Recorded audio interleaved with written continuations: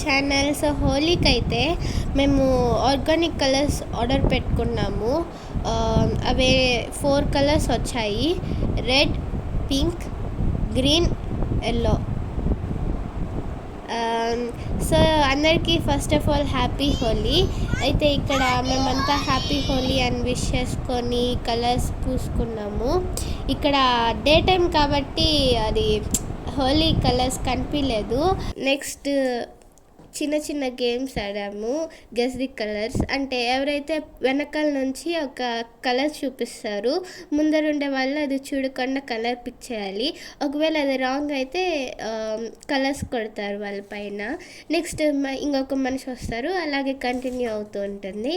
ఇక్కడ చూడొచ్చు మేమంతా హ్యాపీగా సెలబ్రేట్ చేసుకుంటూ ఉన్నాము, కలర్స్ పూసుకుంటూ బాగా ఎంజాయ్ చేస్తున్నాము చాలా హ్యాపీగా.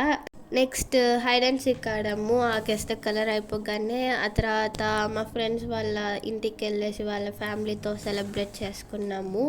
అయితే ఇక్కడ నుంచి అందరికీ వీడియో చూస్తూ మనం ఇప్పుడు ఒక స్టోరీని తెలుసుకుందాము, హోలీ ఎందుకు జరుపుకుంటారో.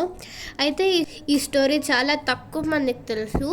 ఇప్పుడు ఆ స్టోరీని ఏంటో మనం వీడియో చూస్తూ తెలుసుకుందాము.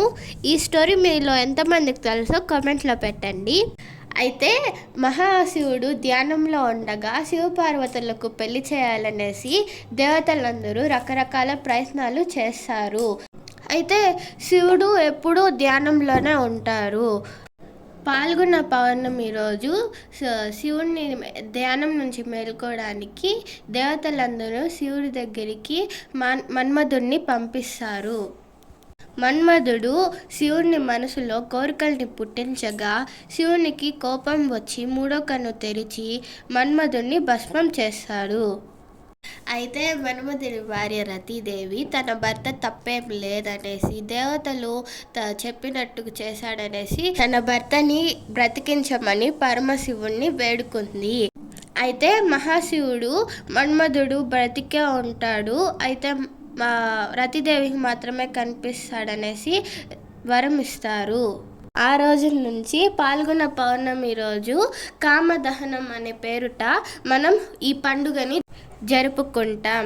కామదహనం అంటే మన కోరికలను దహించి ఆనందంగా జీవించడమే ఈ పండుగ యొక్క అర్థం. అయితే ఈ స్టోరీ మీలో ఎంతమందికి తెలుసో కామెంట్లో పెట్టండి. ఈ వీడియో మీకు నచ్చినట్టయితే లైక్ చేయండి, షేర్ చేయండి, సబ్స్క్రైబ్ చేయండి, మమ్మల్ని ఎంకరేజ్ చేయండి please. Thanks for watching guys.